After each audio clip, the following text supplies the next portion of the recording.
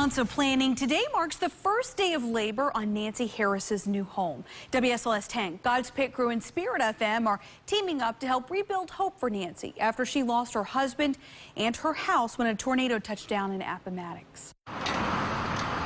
Inside the God's Pit Crew warehouse in Danville, hope is being rebuilt with the sound of every nail pop. Volunteers are building the frame in Nancy Harris's new home. Until now, we've only seen what it will look like on paper as Randy Johnson unveiled the blueprints to her for the first time. She lost her entire home. She lost her vehicle. She was injured, and most importantly, lost her husband. I don't know of anybody who has lost any more. And I can't say I've met anybody that's more humble and sweet than Nancy Harris. Compelled by her positive spirit and desperate situation, God's Pit Crew, WSLS 10 and Spirit FM decided to move forward on construction, even though the project hasn't been entirely paid for. We've done this by faith.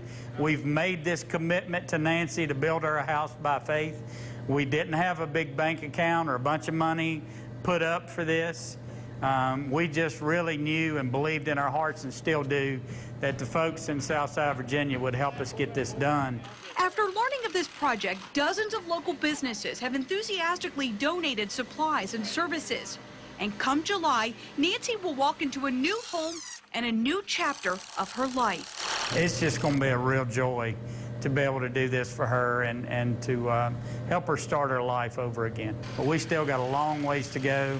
And no gift is too small or too large, for that matter. And so we really need the folks to get on board and give and help us to do this.